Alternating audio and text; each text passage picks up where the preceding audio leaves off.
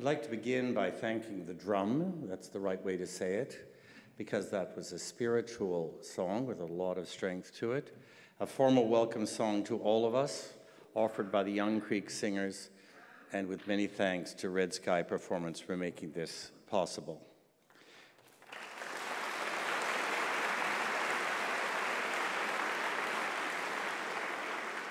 And thank you to, at the same time, because it's deeply intertwined, to Chief Stacey LaForme.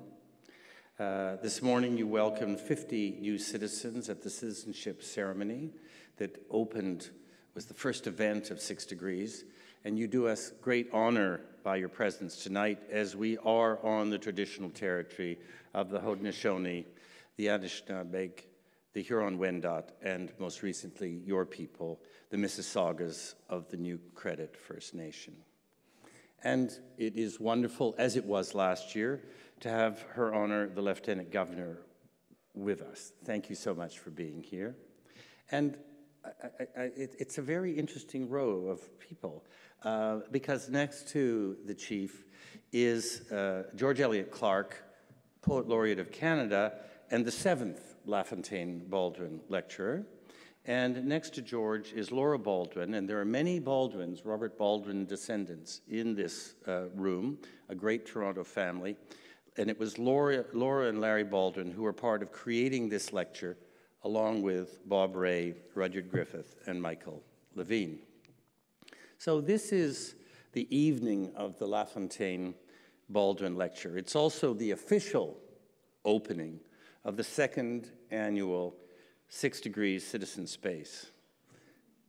As you know, the 15th LaFontaine-Baldwin Lecturer is Michael Sandel, who among many, many things is known around the world as the voice of justice.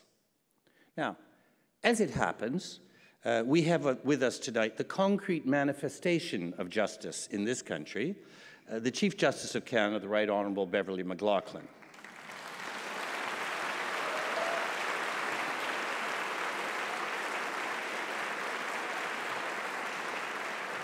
And I hope you won't mind, I want to take a minute on that. The Chief Justice is, as many of you know, the first woman to hold this role in Canada. The first, and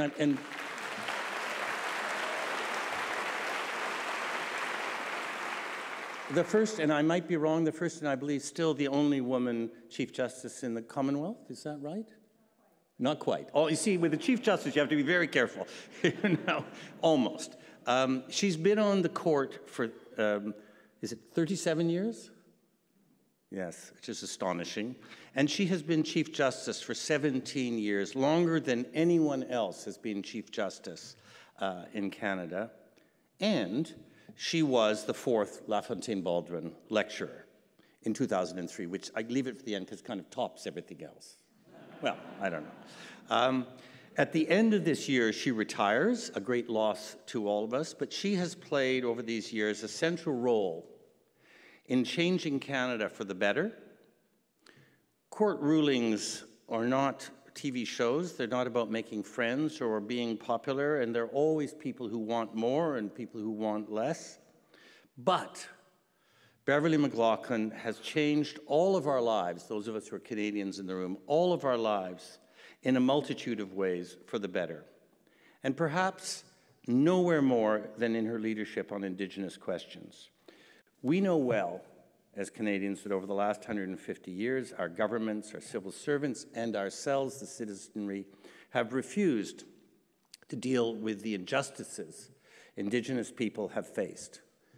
However, over the last 40 years, this began slowly, all too slowly, to change. And it has been, for these 40 years, the Supreme Court of Canada under first Brian Dixon, then Antonio Lemaire, and most importantly, I think they would forgive me from the grave for saying this, and most importantly, Beverley McLachlin. The court has taken the lead. It's astonishing that in this country, it's the Supreme Court which is leading the people and the government and the bureaucracy in reform in this absolutely essential area. And this is a little odd, but you think of these decisions. I'm not going to do hundreds of them, but, she was central to the Delgamutt decision, where it was decided that the court, and again I'm going to look nervously over here, where it was decided that the court would recognize oral memory going back 100, 150, 250 years over the written documents of the Canadian government, an absolutely revolutionary step with enormous implications for all of us.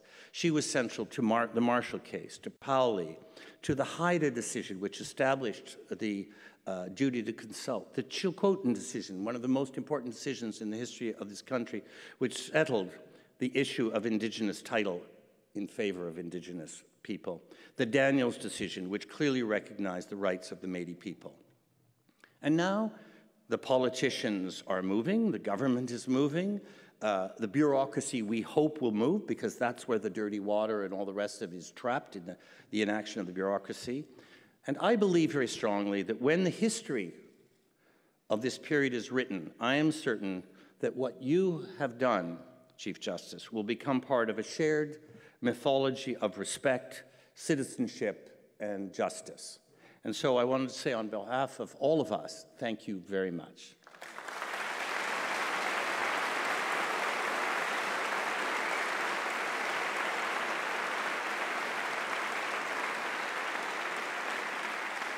Now, we don't know really what LaFontaine-Baldwin would have done on Indigenous issues because they weren't it wasn't in their hands. But we know that their idea of society was one of egalitarianism, democracy, and inclusion. We know that they were elected, and this is something very interesting and not widely known, but we know that they were elected vice presidents of the International Anti-Slavery Society in 1842, 7 years before they took over the government of Canada.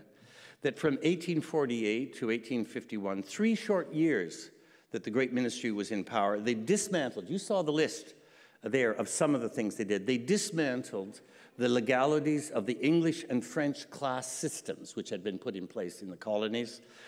They created an immigration policy, which we're still working off the roots of. They removed church power, which was, again, a British phenomenon. They created the foundations of today's public universities. They did away with private universities.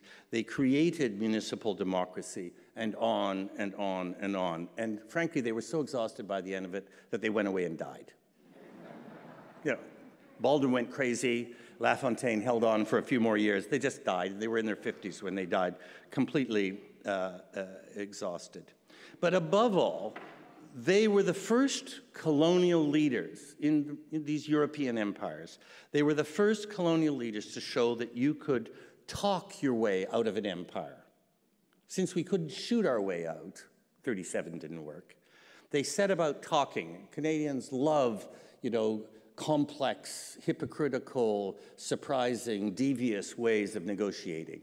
And they really invented that way in order to get us out of the British Empire. And they took the first big steps. They were also the first really government in the West to develop the idea of a non-monolithic nation-state built on complexity, a profound rejection of the Westphalian European US model of oneness. They came to power as part of the European democratic spring in 1848. By 1849, as you all learned in your, I hope, in your history lessons, violent counter-coups across Europe has swept away all of the European democracies that had come into place in 48. The only survivors were Nova Scotia and Upper and Lower Canada, the Canadas. And so for 5 months in 1849, there was a sustained attempt by the colonial elites to have a counter-coup in Canada. LaFontaine and Baldwin were faced by massive riots, went on for all those months, led by the colonial elites, the Family Compact, the Chateau Clique. Parliament was burnt down. There were repeated attempts on the lives of both of them. And I tell you this story for one reason, their reaction. Through all of these months, buildings being burnt down, property lost, what could be worse in an English descended property owning place, buildings burnt down. And their reaction was that they refused any violent response. They, the government, they had an army. They gave orders